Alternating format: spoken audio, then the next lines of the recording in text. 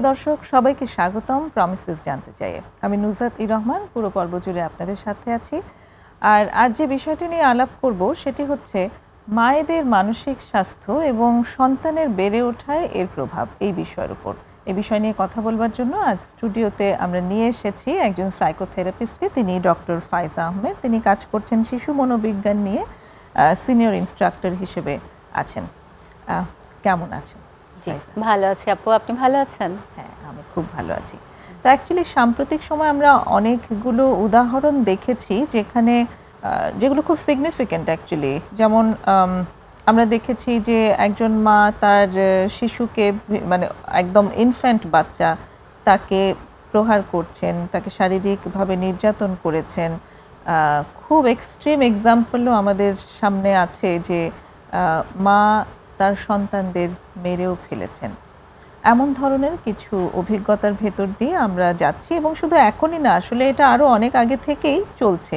তো এই ব্যাপারগুলো আসলে আমাদের ভীষণ ভাবিয়েছে যে আমরা নিজেদের যত্ন বা শিশুর যত্ন নিয়ে যত বেশি চিন্তা করি, শিশুর যে মা, সেই মায়ের যত্ন বা তার শারীরিক মানসিক যে অবস্থা, সেটির বিষয়ে আমরা কতটুকু যত্নবান, এই প্রশ্নটি নিয়ে আমি প্রথম তোমার কাছে আসতে চাই।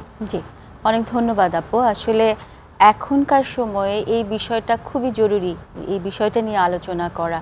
কারণ আপনি যেটা বলছিলেন যে আমরা যখন সংবাদ মাধ্যমে দেখি, আমরা মনোবিজ্ঞান নিয়ে কাজ করি, কিন্তু এটা কিন্তু আমাদের জন্য একটা মানসিক চাপ যে আমাদের সমাজের যে ঘটনাগুলো সামনে উঠে আসছে।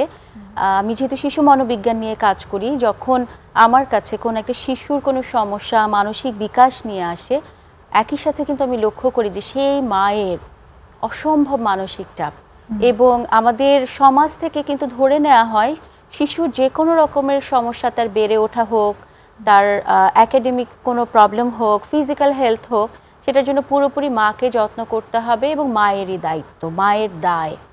সেই জায়গাটাতে মা যে কতটুকু ভালো আছেন, তার শারীরিক সক্ষমতা কতটুকু, মানসিকভাবে তার শক্তি কতটুকু, এটা কিন্তু দেখা হয় না। এটা একেবারেই, আমি যদি বলি গ্রসলি, এটা খুবই অবহেলিত থাকে। তখন এই ধরনের এক্সট্রিম ঘটনাগুলো কিন্তু আমাদের সামনে চলে আসে। তো সেই জায়গাতে আমি অবশ্যই বলবো যে একটা শিশুর বেড়ে ওঠায় মায়ের ভূমিকা যেহেতু খুবই সিগনিফিক্যান্ট, খুবই গুরুত্বপূর্ণ, সেক্ষেত্রে সেই মায়ের ভালো থাকা, মায়ের ওয়েলবিং নিয়ে আমাদের ভাবাটা অতি গুরুত্বপূর্ণ, অতি জরুরি। তো এই শিশুর জায়গাটি যে আমরা আনছি, আসলে একজন মা, সে তো আসলে সারা জীবনেরই জন্য মা। যিনি মা হয়েছেন, তিনি একটি বাচ্চাকে ছোট থেকে বড় করতে করতে তিনি কিন্তু সবসময় মায়ের ভূমিকায় আছেন, এবং প্রত্যেক সময় কিন্তু তার চাপ থাকে। বাচ্চাটি যখন যে স্টেজ পার করতে থাকে, শিশু থেকে কিশোর হলো, কিশোর থেকে সে আরও প্রাপ্তবয়স্ক হলো, তারপর সে আরও বড় হচ্ছে, মায়েরও কিন্তু সেখানে সেরকমভাবেই গ্রোথ হচ্ছে, এবং সে ওই শিশুর ওই বয়সের সঙ্গে নিজে অ্যাডপ্ট করছে। তো তার মানে জীবনব্যাপী মায়ের স্বাস্থ্য তার সন্তানের স্বাস্থ্যের উপরে, বা বেড়ে ওঠা বিকাশ যেটাকে বলে, সেই বিকাশের উপরে তাহলে ভূমিকা রাখছে। অবশ্যই। আরেকটা বিষয় আপনি যেটা বলছিলেন, এই যে শিশু সন্তান যখন হলো, সেই শিশু কিন্তু ইনফ্যান্ট, মানে এই শিশুর বয়স যদি 10 দিন হয়, মায়েরও কিন্তু মা হিসেবে বয়সটা 10 দিন। এবং আমরা একদম ধরে নেই যে সন্তানটা আসা মাত্র ওই মানুষটা পুরোপুরি জানবে যে মা হিসেবে তাকে কি করতে হবে।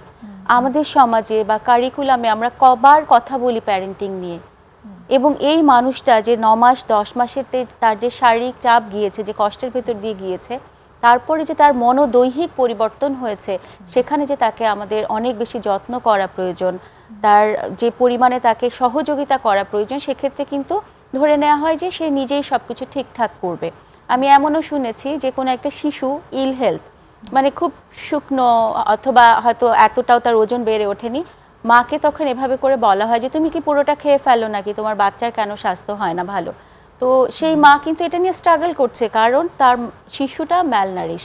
এটা কিভাবে ভালো করা যায়, সেই সময় যখন তার উপর একটা দোষারোপ করে দেওয়া হয়, সেই সময় সেই মানুষটার মানসিক অবস্থাটা কি হয়।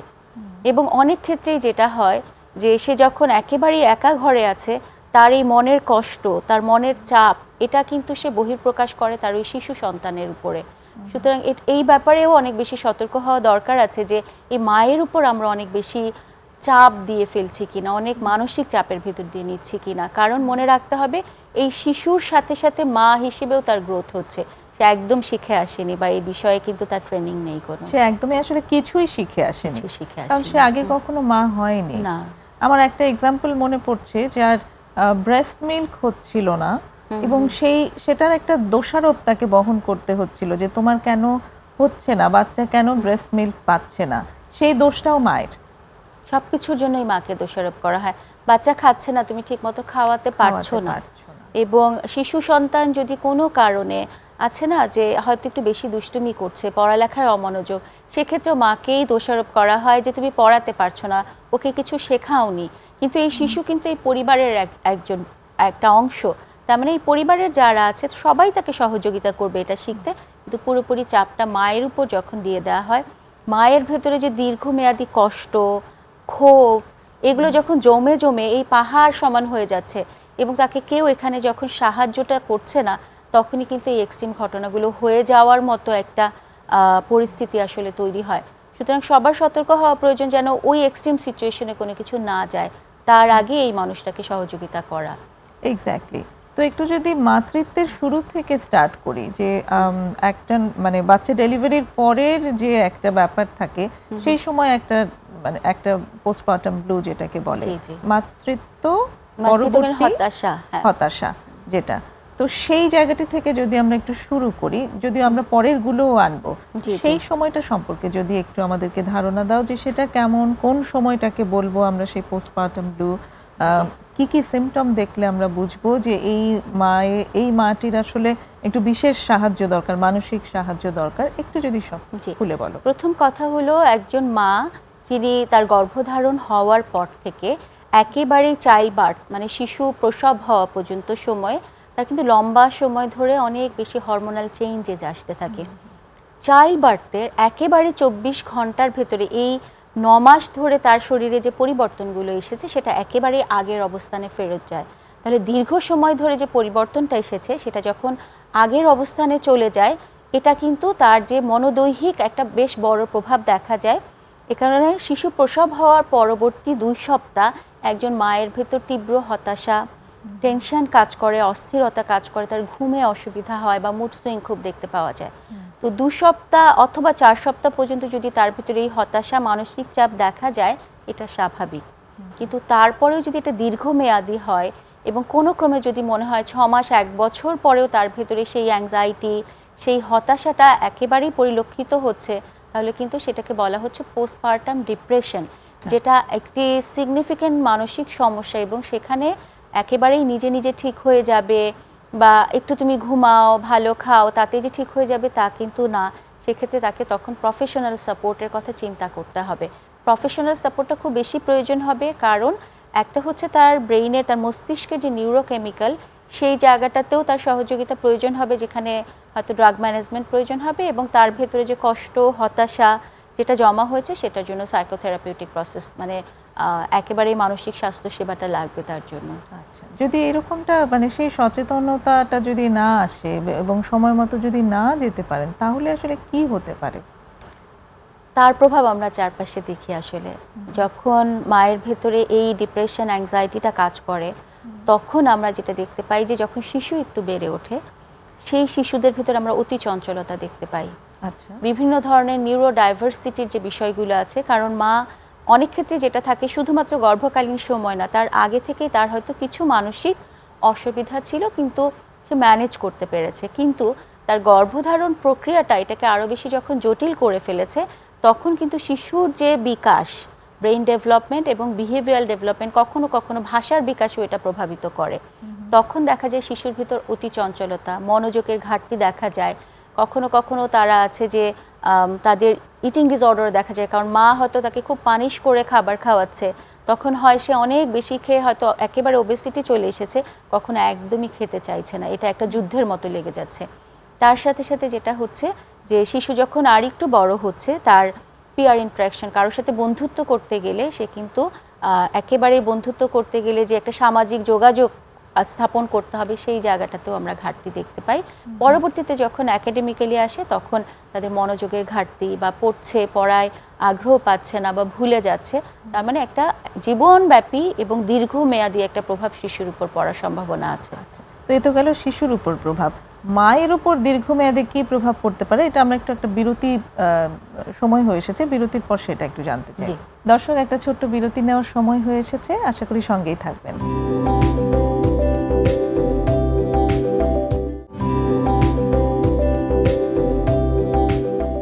ফিরে এসেছি প্রমিসেস জানতে চাইয়ে একটা ছোট্ট বিরতি নিয়ে। আজ কথা হচ্ছে ডক্টর ফাইজা আহমেদের সাথে। আজকের আমাদের আলোচ্য বিষয় মায়েদের মানসিক স্বাস্থ্য এবং তাদের সন্তানের বেড়ে ওঠায় এর প্রভাব। যেখানটাতে ছিলাম ফাইজা, যে একজন মা যার পোস্টপার্টাম ডিপ্রেশন ছিল, কিন্তু সময় মতো সেটা আসলে দেখা হয়নি, সেটার জন্য কোনো মেজার্স নেওয়া হয়নি। তুমি যেমন বলেছো যে তার সাইকোথেরাপির দরকার, প্রয়োজনে তার কিছু এই বিষয়ে মেডিসিনেরও দরকার আছে, সেখানে সাইকিয়াট্রিক হেল্প লাগবে।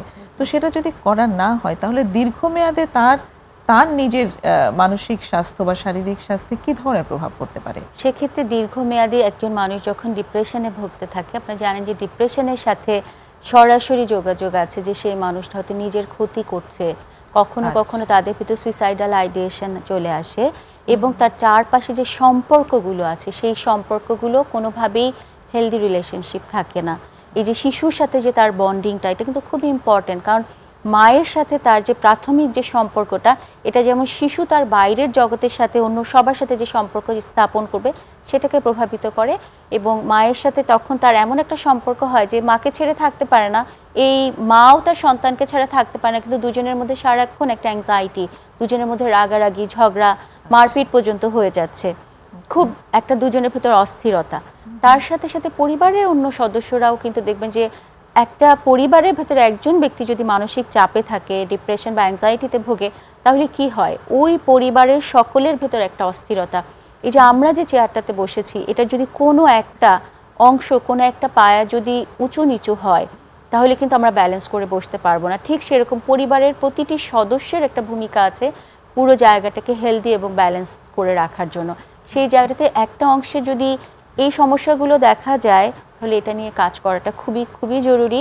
আর দীর্ঘমেয়াদে যেটা হয়, একটা মানুষ যখন ডিপ্রেশনে ভুগতে থাকে দীর্ঘমেয়াদে, তাতে দেখা যায় যে তার বিভিন্ন শারীরিক জটিলতা তৈরি হতে থাকে।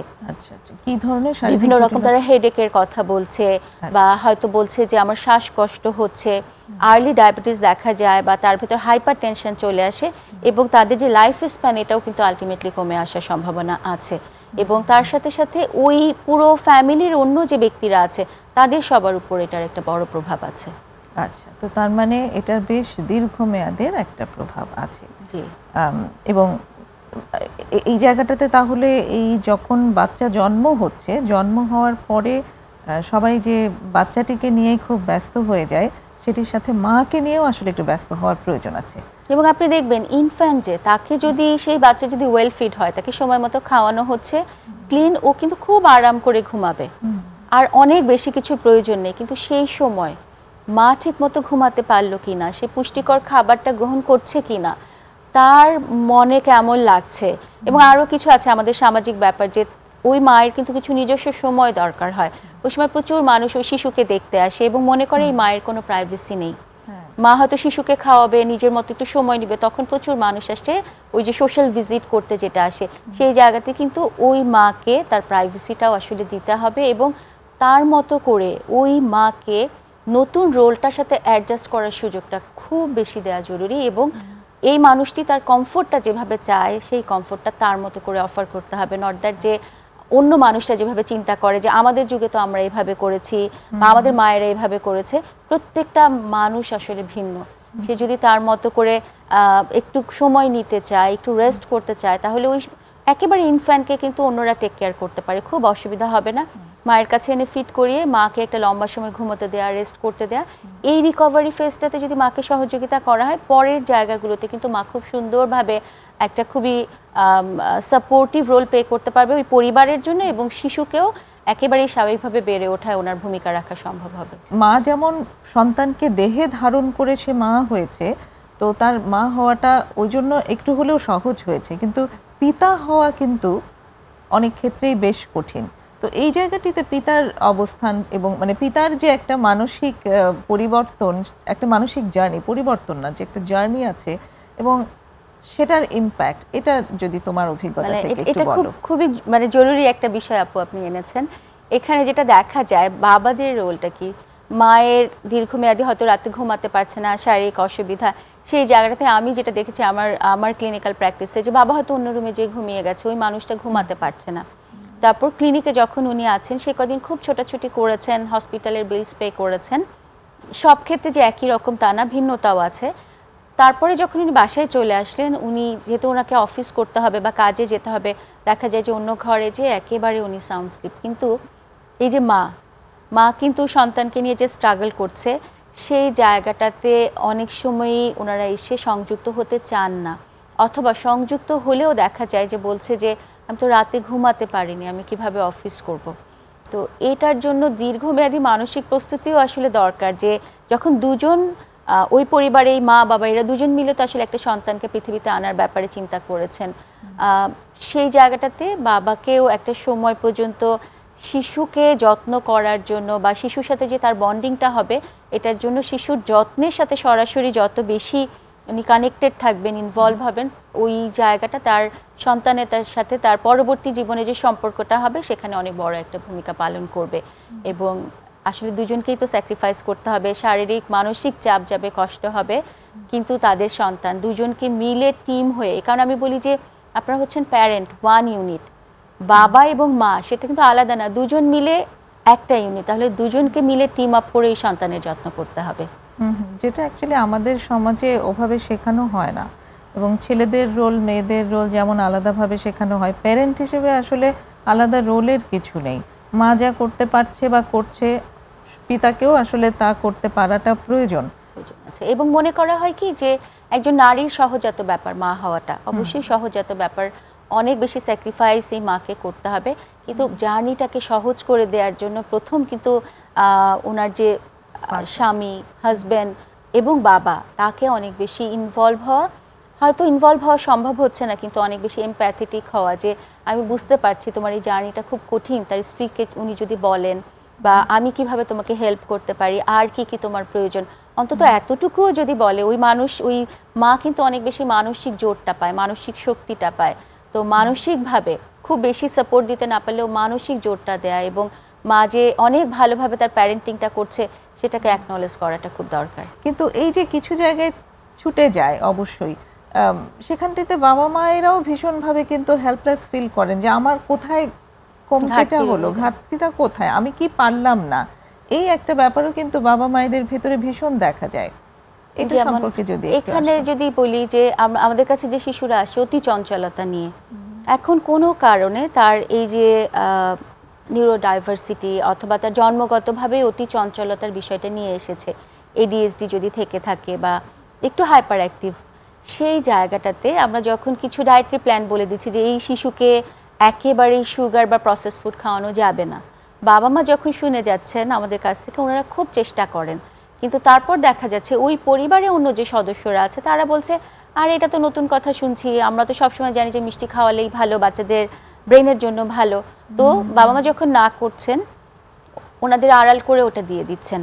বাবা মাকে আমি বলেছি যে মোবাইলটা দেখানো, ওকে না দেখানোর জন্য, যেহেতু একেবারেই ছোট শিশু, সেই সময়টাতে যেটা হচ্ছে যে বাবা মার ঘর থেকে বেরিয়ে যেয়ে সে অন্য সদস্য যারা আছে, হয়তো চাচা চাচি আছে, মামা মামি বা নানা নানু যারাই আছে, ওনারা ভাবছেন দেয়া তো যায়, সব বাচ্চারা দেখে, ওটা যখন দিয়ে দিচ্ছে, খেয়াল করবেন এখানে একটা ডাবল স্ট্যান্ডার্ড হয়ে গেল, কনসিস্টেন্সি থাকে না, প্যারেন্টিংয়ের কনসিস্টেন্সি খুবই জরুরি। তখন যেটা হচ্ছে বাবা মার কাছ থেকে যখন সে পাচ্ছে না, সে অন্য জায়গা থেকে এটা আদায় করে নেওয়ার চেষ্টা করছে, এবং সমস্যাটা কিন্তু রয়ে যাচ্ছে, তখন বাবা মা খুব হেল্পলেস হয়ে যাচ্ছে, এবং ওনারা কিন্তু চেষ্টা করেও পরিবর্তনটা আসছে না। আর একটা শিশুর ভেতরে যদি কোনো কারণে চলে আসে, সবসময় তো এমন না যে ওর হাইপার অ্যাক্টিভিটিটাও শিখেছে, এটা ওর ভেতরে আছে, এখানে ইন্টারভেইন করার ব্যাপার আছে, বা ওর বিহেভিয়ারটাকে চেঞ্জ করার জন্য সাপোর্ট দিতে হবে। সাপোর্টটা ঠিক মতো দিতে না পারলে এখানে পরিবর্তন কি করে আসবে? আরেকটা বিরতির সময় হয়ে এলো, ফিরে এসে আবার কথা হচ্ছে। দর্শক, আরেকটা বিরতি নিচ্ছি, সঙ্গেই থাকবেন আশা করছি।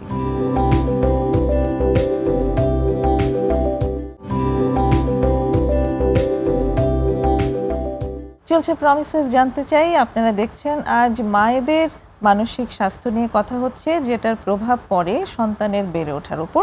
আর কথা বলছেন ডক্টর ফাইজা আহমেদ। এই যে মায়েদের মানসিক স্বাস্থ্য নিয়ে আমরা কথা বলছি, যেখানে আসলে বাবা মা দুজনেরই মানসিক স্বাস্থ্য জড়িত সন্তানের বিকাশের উপর। আমরা আজকে শুধু মায়ের স্বাস্থ্যের কথা বলছি। তো বাচ্চাটি যখন আস্তে আস্তে একটু বড় হয়, তখন যেটা হয় যে ওই যে যেটা শুরুতে বলছিলাম যে মা তো আসলে সারা জীবনেরই জন্য মা, এবং সব চাপ মাকেই নিতে হয়। তো বাচ্চাটি আস্তে আস্তে বাসা থেকে বের হয়ে স্কুলে যাওয়া শুরু করে। তো এই যে এই সময়ে আমি প্রত্যেক মাকে দেখেছি একটা ভীষণ ভয়ের ভেতর দিয়ে তারা পার করতে থাকেন যে কিভাবে করবে, কি করবে, পারবে কি না, এবং বাচ্চাটির সঙ্গে যে সে ওই সময়টাতে থাকতে পারছে না সেটি নিয়ে সে ভীষণ ব্যথিত থাকে, প্রচণ্ড অ্যাংশিয়াস থাকে। এই জায়গাটি নিয়ে কি বলবে?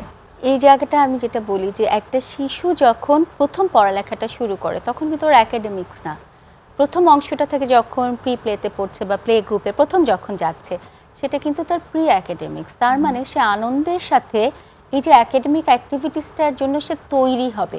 সুতরাং ওই সময় আমার শিশু স্কুলে যাচ্ছে, সেটাকে যদি বাবা মা খুব সিরিয়াস হয়ে যান তাহলে ওটার একটা প্রভাব কিন্তু আছে। আমরা ভাবি আমাদের শিশুরা বোঝে না, ওরা ঠিক আমাদের ফেসের দিকে খেয়াল করে, আমাদের বডি ল্যাঙ্গুয়েজ ওরা রিসিভ করে, তখন ওদের ভেতরে কিন্তু আমি একটা টেনশন দিয়ে দিচ্ছি যেটা খুব জটিল একটা বিষয়। তো এটা যে খুব একটা আনন্দের বিষয় এবং তোমার জগৎটা বড় হলো, তুমি এখন অনেক বন্ধু পাবে এবং আরও অনেক কিছু পেতে যাচ্ছ যেটা দিয়ে তুমি অনেক কিছু শিখতে পারবে। তার মানে এটাকে একটা আনন্দের অভিজ্ঞতা হতে যাচ্ছে এবং তোমাকে আমরা ধীরে ধীরে প্রস্তুত করছি তোমার জীবনের জার্নিগুলোর জন্য। সেভাবে করে যদি ওকে ওই সেন্সটা দেয়া যায় এবং এটা একটা মানে সেলিব্রেশনের একটা মোডে বাচ্চাকে স্কুলে দেয়া।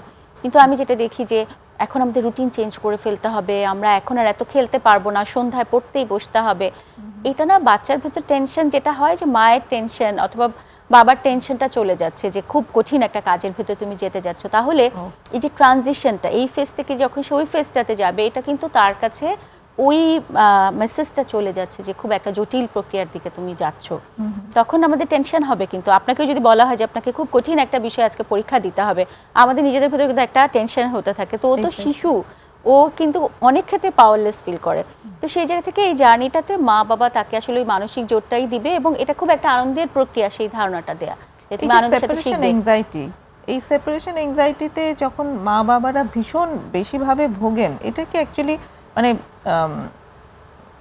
মানে তাদের নিজস্ব প্রিভিয়াস এক্সপিরিয়েন্স থেকে আসলে আসে, নাকি ব্যাপারটা কি? মানে এখানে যেটা বলবো যেটা খুবই ওভার প্রোটেক্টিভনেস থেকে আসে। যেমন আমার রিসেন্ট আমি একটা ক্লিনিক্যাল প্র্যাকটিস আমি যেটা দেখেছি, 14 বছরের ছেলে এখনো মা বাবার সাথে ঘুমাচ্ছে। তো আমি যখন হিস্ট্রিটা নেওয়ার চেষ্টা করেছি তখন বলেছে ওকে না একটা সময় আমরা আলাদা করে দিয়েছিলাম, সম্ভবত 5-6 বছর বয়স যখন, তখন মা ওকে ছাড়া থাকতে পারতো না। তারপর মা ওর পায়ের কাছে যে শুয়ে থাকতো, আবার ওকে রাতে নিয়ে এসে একই বিছানায় ঘুমাচ্ছে। খেয়াল করবেন ও কিন্তু অভ্যস্ত হয়ে গিয়েছিল। আমি জিজ্ঞেস করেছি ও একা ঘুমিয়েছিল? হ্যাঁ ও একা ঘুমিয়েছিল, আমি আপা ঘুমাতে পারতাম না ওকে বুকে না জড়িয়ে।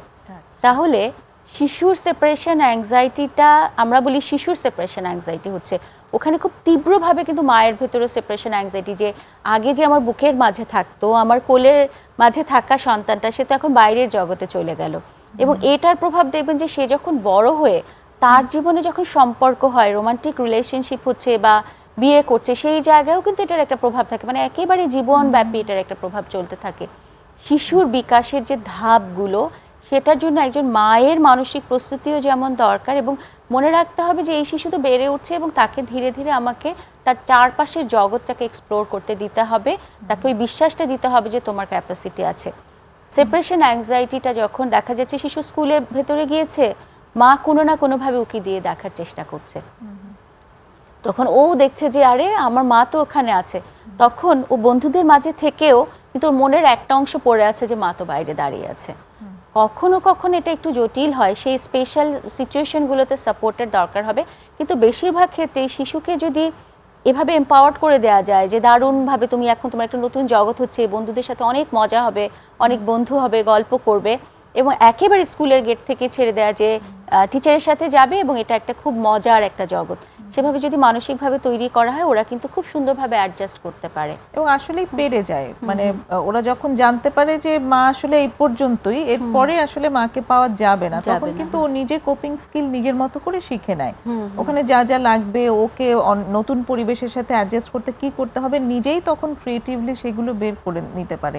কিন্তু যদি ওখানে ও মানে ওই মায়ের বা প্যারেন্টের উপস্থিতি অনেক বেশি থাকে, তখন কিন্তু ওরা ওই জায়গাটাতে কাজ করায় না। এবং একই সাথে শিশু যখন বড় হয় ওরা কিন্তু নিজেরা চিন্তাও করতে পারে না, কারণ মাও চায় যে তুমি আমাকে সবকিছু জিজ্ঞেস করে নিবে। এবং একটা সময় যখন এই মানুষটা বেড়ে উঠছে, ধরেন লেট অ্যাডোলেসেন্টে বা মিড অ্যাডোলেসেন্টে, যখন তাকে ডিসিশন নিতে হবে, তখন কিন্তু সে বলে যে মা তো আমাকে কিছু বলে দিল না। মানে সে কিন্তু সবসময় মাকে খোঁজে, কারণ মা তাকে বলে দিয়ে অভ্যস্ত করেছে। তো মাকে সে না পাওয়ার কারণে সে ফিল করে যে আমি তো চিন্তা করতে পারছি না বা ডিসিশন নিতে পারছি না। এবং হঠাৎ করে বলে যে তুমি এখন বড় হয়েছো, তোমারটা তুমি ভেবে নাও। ওরা আর ওর মানে কিছু ভেবে কুল কিনারা করতে পারে না, কারণ ওকে তো সামহাও সবকিছু মা বা পরিবারের সদস্যরা চিন্তা করে দিলে ওদের ভিতরে একটা দিয়ে দেওয়া হয় যে ইউ ডোন্ট থিঙ্ক, আমরা তোমার জন্য চিন্তা করে দিব। তখন সে কাউকে না কাউকে খোঁজে। যেমন আমার কাছে একটা ছেলে এসেছিল 8-9-এ পড়ে, ও একা যখন পড়তে হচ্ছে ও পড়তে পারছে না একেবারে। ও খুবই শার্প, খুবই ব্রিলিয়ান্ট, স্কুলে ভালো করে, কিন্তু হঠাৎ করে রেজাল্ট খারাপ হলো। তখন দেখা গেল ও বলছে যে দেখেন ক্লাস 5-6 পর্যন্ত আমার পড়াটা ছিল এরকম যে মা আমাকে পড়ে শোনাতো, ওভাবে করে আমি করে আসতে পারতাম। এখন তো আমার পড়াটা কঠিন হয়েছে, মা এখন আমাকে পড়িয়ে দিচ্ছে না।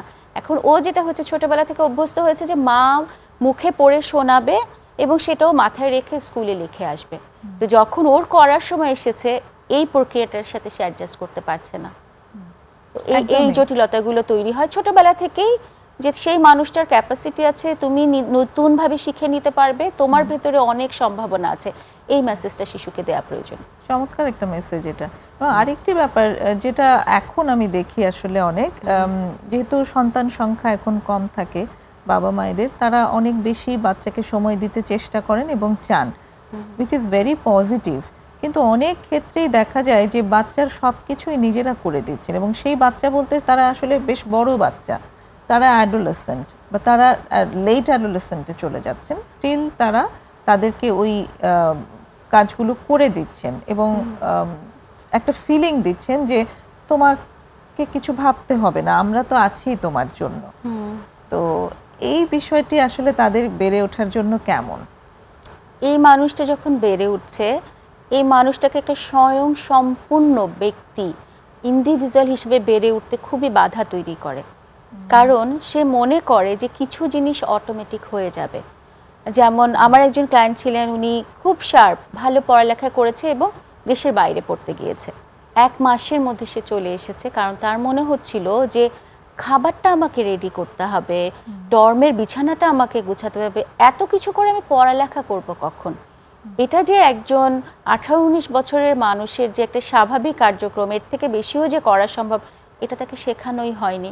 এবং একেবারে দূর দেশে 1000 মাইল দূরে যখন পাঠিয়ে দেওয়া হলো, তখন তার বাবাও আমাকে বলছে না না ঠিক আছে আপা, আমি বুঝতে পারিনি যে ওর জন্য এত কষ্ট হবে, আমি বলেছি চলে আসো, আমার টাকা খরচ হলে হোক। তো ওর কিন্তু ততদিনে 1 বছর সময় নষ্ট হয়ে গেছে। ঠিক একইভাবে ওই যে একজন শিশু যখন বেড়ে উঠছে, প্রত্যেকটা স্টেপে কিন্তু তাকে ইন্ডিপেন্ডেন্ট হতে দিতে হবে, তাকে শিখিয়ে দিতে হবে। আমি প্যারেন্টদেরকে বলি যে আপনি আমাকে বলেন যে এখন থেকে 5 মিনিট পরে আপনি যে সারভাইভ করবেন, এটার কোনো গ্যারান্টি আছে? আমি সারভাইভ করবো, এটা কোনো গ্যারান্টি আছে? সুতরাং আমার যে শিশু সন্তান আছে, তাকে যখন আমি মোর অ্যাডাপটিভ করছি, তার লাইফ স্কিলগুলো অ্যাটলিস্ট মিল প্রিপারেশন করা, মানি ম্যানেজমেন্ট করা, কাছাকাছি কোথাও যাওয়া, ছোটোখাটো জীবনের প্রবলেমগুলো নিজের সলভ করা এবং কিছু ফিক্সিং করা, কিছু নষ্ট হয়ে গেল বা কিছু, সেগুলো যদি শিখিয়ে দেওয়া হয়, তাহলে কিন্তু সে ধীরে ধীরে ইন্ডিপেন্ডেন্ট মানুষ হিসেবে বেড়ে উঠতে পারবে এবং তার নিজের উপর তার নিজের আস্থা তৈরি হবে। এই মানুষগুলো তো দেখবেন যে তার কিন্তু নিজের উপর আস্থা নেই, সে ভাবে যে আমাকে কেউ না কেউ করে দিবে।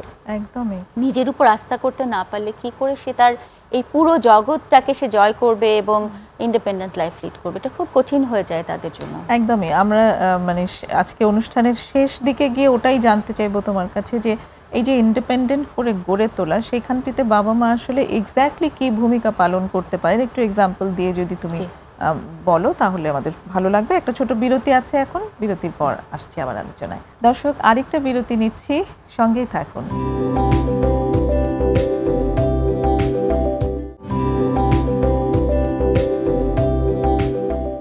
প্রিয় দর্শক, আমরা ফিরে এসেছি আবার প্রমিসেস জানতে চাইয়ে। আজ কথা হচ্ছে মায়েদের মানসিক স্বাস্থ্য এবং শিশুর বেড়ে ওঠা বা সন্তানের বেড়ে ওঠা এর প্রভাব নিয়ে কথা বলছেন ডক্টর ফাইজা আহমেদ। ফাইজা, এইবার তাহলে আমি যদি ওই জায়গাটিতে আসি যে একটি শিশুকে ইন্ডিপেন্ডেন্ট বা স্বনির্ভর করে গড়ে তোলবার জন্য একদম তো চাইল্ডহুড থেকেই স্টার্ট হতে হয়, তাহলে সেক্ষেত্রে একজন বাবা মা কি ভূমিকা পালন করতে পারেন? এটা খুবই গুরুত্বপূর্ণ একটা বিষয়। এটা আসলে বাবা মার মাথায় রাখাটা খুবই জরুরি। যেমন একটা শিশু যখন বেড়ে উঠছে, একদম প্রথম কাজগুলোকে আমি যেটা দেখি এখনকার সময় যে প্র্যাকটিসটা দীর্ঘ সময় ধরে সে যখন খাবারটা নিচ্ছে, এটা বাবা মা অথবা পরিবারের যারা বয়স্ক সদস্য যারা আছে তারা এটা দিয়ে দেওয়াটাই পছন্দ করে। অনেক বড় হওয়া পর্যন্ত খাবার খাইয়ে দিচ্ছে।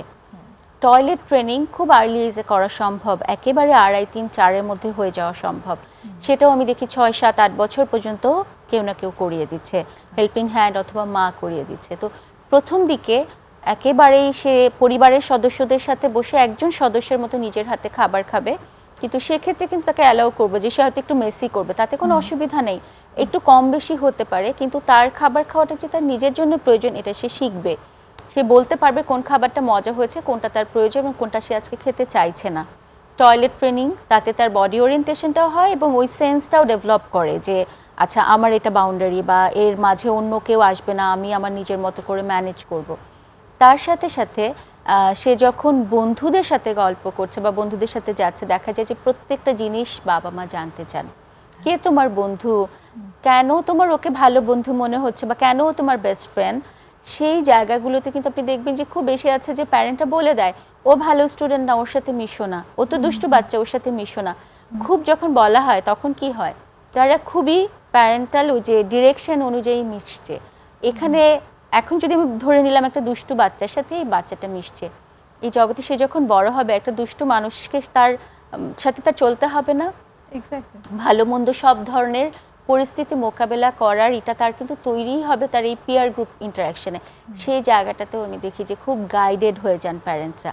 আমাকে জানতে হবে যে আমার শিশু কাদের সাথে মিশছে, তাদের সাথে কি ধরনের খেলা খেলছে, তার কি রকম ইন্টারেস্ট ডেভেলপ করছে। কিন্তু সবকিছু যদি বলে দেওয়া হয় বা স্পেসিফিক বলে দেওয়া হয় যে এই দুজনের সাথেই মিশবে, অন্যদের সাথে মিশবে না, কিন্তু তার সাথে খুব তার একটা বন্ডিং হয়ে গেছে, কিন্তু প্যারেন্ট হয়তো না করছে। তার বাইরেও শিশু যখন কোনো একটা কিছু আবদার করে, হয় তাকে না বলে দেওয়া হয়, বেশিরভাগ ক্ষেত্রে দিয়ে দেওয়া হয়। এটা আসলে তার সাথে একটা নেগোসিয়েশনে যাওয়া প্রয়োজন। হয়তো মা ঠিক করেছে আমি এটা দিব, কিন্তু আমি তার সাথে একটু সে তার প্রয়োজনটা নিয়ে সে যেন আমার সাথে নেগোশিয়েট করতে পারে। আমি জানতে চাইতে পারি যে কেন তুমি এটা চাচ্ছ বা এটা কেন তোমার প্রয়োজন বলে মনে করছো। কখনো দেখা যায় যে প্রতিদিন বের হচ্ছে একটা করে গাড়ি কিনছে, আমি বলি যে একেবারে ছোটবেলা থেকে একটা বাজেট দিয়ে দিতে হবে যে মাসে তুমি একটা টয় কিনতে পারবে এবং এটা একটা স্মল অ্যামাউন্ট অফ মানি হতে হবে। এবং বাচ্চাদেরকে নিয়ে যখন যায় তখন দেখা যায় যে কার্ড দিলে ওরা বলে যে ও তো কার্ড আছে আমাকে কিনে দিলেই পারে, সেটা করা যাবে না। অবশ্যই বলেছে যে টাকাটা যে ম্যাটার করে, বলবেন যে আমি এতটুকু টাকাই নিয়ে এসেছি। এখানেও কিন্তু বাচ্চারা আবার বলে যে জানেন আমার মা তো আমাকে মিথ্যা কথা বলে, ওর আলমারিতে অনেক টাকা আছে।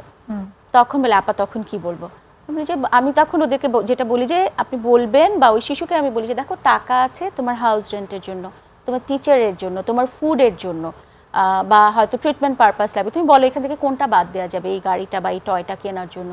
সুতরাং টাকা অবশ্যই আছে কিন্তু ওটা ডিফারেন্ট পারপাসে, তোমার জন্য এই বাজেটটা আছে। এই জায়গাটিতে বাবা মায়েরা খুব কনফিউজ থাকে, আমি পেয়েছি যে বাচ্চাটার সাথে কি মানে 4, 5, 6 বছরের বাচ্চা তাদের সাথে কি বাজেটিং নিয়ে কথা বলাটা ওয়ার্দি কিনা, তারা কি বুঝবে কিনা। ওরা আসলে বোঝে যখন থেকে ওদের নিউমেরিক সেন্সটা ডেভেলপ করে। ওরা কিন্তু আসলে আপনি একটা নোট দেখাবেন, ওরা ছোটবেলায় বোঝে যে এটা 500 টাকা, এটা 1000 টাকা। সো ওদের ক্ষেত্রে যেটা আমি বলি যে লাইক আপনি যদি আপনার বাচ্চার জন্য 500 টাকা বাজেট করেন, তাহলে 50 টাকা, 20 টাকা, 100 টাকা একটা নোট দেখানো যাবে না যে এই টাকাগুলো আছে, এগুলোর কম্বিনেশনে তুমি খরচ করতে পারবে এবং প্রাইসটা একটা চেক করো তুমি। আর এর থেকে বেশি হলে ওরা যেটা করে বাস্কেটে নিয়ে নেবে শপিং মলে, যে আবারও নামিয়ে রাখবে। এই ফ্রাস্ট্রেশন টলারেন্সটা তার জীবনে প্রয়োজন হবে এবং অনেক কিছু চাইবে।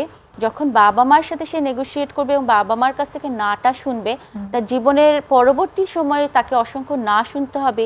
এই না শোনার জন্য সে মানসিকভাবে প্রস্তুত হবে। হয়তো দেখবেন যে অ্যাডোলেসেন্ট পিরিয়ডে যে কাউকে তার খুব ভালো লেগেছে, প্রেমে প্রত্যাখ্যিত হয়ে সে কি করলো, সে একটা সেলফ হার্ম করছে বা নিজের ক্ষতি করে ফেলছে, কারণ না শুনে সে অভ্যস্ত না। কিন্তু না তো শুনতে হবে জীবনে। বাচ্চার সাথে কথা বলাটা খুব ইম্পর্টেন্ট এটা বলছো, এবং ওর সাথে মিলেই আসলে সেট করা যে কি গ্রাউন্ড রুল থাকবে, কোনটাতে সে এগ্রি করছে।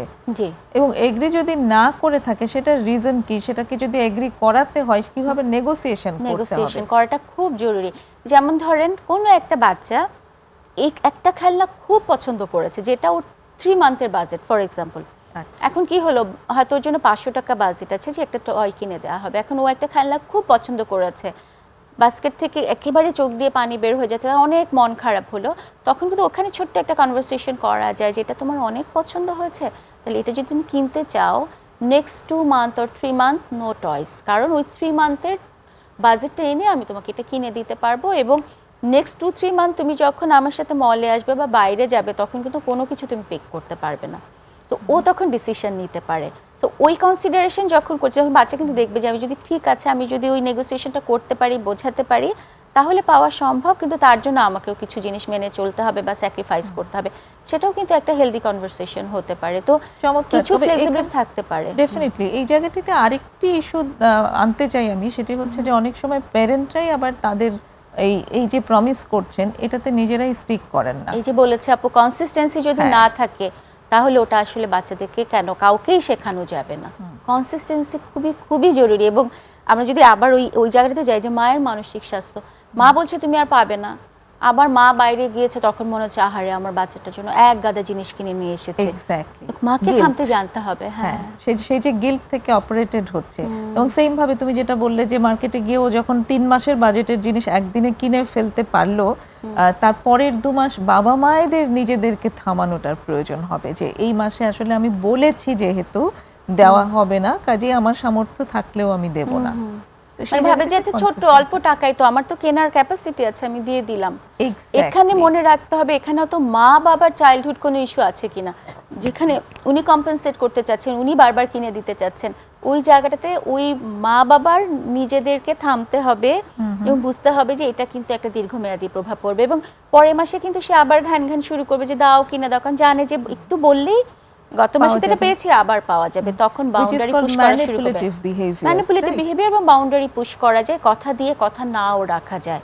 হ্যাঁ, একদমই। এবং ম্যানিপুলেশন কিন্তু ওই ছোট্ট সময় থেকে শুরু করে করে আরো অনেক বড় পর্যায় পর্যন্ত যেতে পারে। তখন সে আরো অনেক বড় কিছুর জন্য ম্যানিপুলেশন করতে পারে। এবং যখন ম্যানিপুলেট করতে না পারে তখন বলে আমার সাথেই তো খারাপ কিছু হয়। এবং তাদের ভেতরে দেখবেন যে সম্পর্কের ক্ষেত্রে, কাজের ক্ষেত্রে অথবা পড়ালেখায় আমি একটা কিছু রেজাল্ট করতে হলো না, তখন আমার সাথে ভালো কিছু হয় না, আমি করতে গেলে হচ্ছে। তার মানে একটা নেগেটিভ থট তার ভিতরে চলে আসছে যে না পাওয়া মানেই আমার সাথেই সব খারাপ হয়। তো আমি যে কখনো নাও পেতে পারি, পরে আবার চেষ্টা করতে পারবো, ওই যে একটা অপটিমিস্টিক মেন্টালিটি, সেই জায়গাটা কিন্তু তখন তৈরি হয় না। সব শেষে 30 সেকেন্ডে যদি আমাদের অভিভাবকদের জন্য কিছু বলতে চাও, যারা বা মায়েদের জন্য আসলে যারা মা হয়েছেন, শিশু সন্তান আছে বা একটু বড় সন্তান আছে, তাদের নিজেদের যত্নের জন্য তারা কি করবেন? আমি একটা বিষয় যেটা খুব বলি আমার ক্লিনিক্যাল প্র্যাকটিসেও, যে মায়ের মানসিক স্বাস্থ্যটা খুবই ইম্পর্টেন্ট। এবং মা যদি কখনো ফিল করেন যে আমি অসম্ভব ভারী অনুভব করছি, ওভারওয়েলমড হয়ে যান, তাহলে থামতে হবে। তখন ওই মুহূর্তে বা আধা ঘন্টা 1 ঘন্টা আমার সন্তানের সাথে কোনো কথা না বললেও আমার চলবে। আমি নিজের একটু যত্ন করব, নিজে থামবো এবং দেখব যে আমার ভেতরে কি হচ্ছে। যদি মনে হয় যে আমার ভেতরে এত অস্থিরতা, এত তীব্র কষ্ট হচ্ছে, সেই কষ্ট নিয়ে কিন্তু আরেকজন মানুষকে আমি আনন্দময় মুহূর্তে দিতে পারবো না, বা তার স্বাভাবিক বেড়ে ওঠায়, স্বাস্থ্যকর বেড়ে ওঠায় আমি ভূমিকা পালন করতে পারবো না। সেক্ষেত্রে প্রফেশনাল সাপোর্ট নেওয়া এবং নিজের প্রতি আরেকটু যত্নশীল হওয়া দরকার আছে। মাদেরকে আমি বলবো অবশ্যই নিজের জন্য একটা মি টাইম রাখতে হবে, সেলফ কেয়ারটা এনশিওর করতে হবে। নিজেকে পুরোপুরি বিলিয়ে দিয়ে আমি শূন্য পাত্রে আমার নিজের জন্য কিছুই রাখলাম না, সেটা দিয়ে আমি পরের দিন আমি এনার্জিটা কোথায় পাবো? সুতরাং নিজের প্রতি যত্নশীল যেন প্রত্যেক মা হন, এবং নিজের প্রতি যত্নশীল হওয়াটা স্বার্থপরতা না, এটা নিজের জন্য প্রয়োজন, এটা ভাবতে হবে। অনেক ধন্যবাদ ফাইজা আমাদের চমৎকার আলোচনার জন্য। আশা করি আমাদের যারা মায়েরা আজকে এই অনুষ্ঠান দেখছেন এবং পরিবারের অন্যরাও, বাবারা যদি দেখে থাকেন, তারাও মায়েদেরকে সাহায্য করা এবং তাদের সন্তানের বেড়ে ওঠায় সেই সাহায্যটা করতে পারবেন। সুপ্রিয় দর্শক, শেষ করছি আজকের আয়োজন। আশা করছি আগামী পর্বেও আমাদের সাথে থাকবেন। ততক্ষণ পর্যন্ত ভালো থাকুন। খুদা হাফেজ।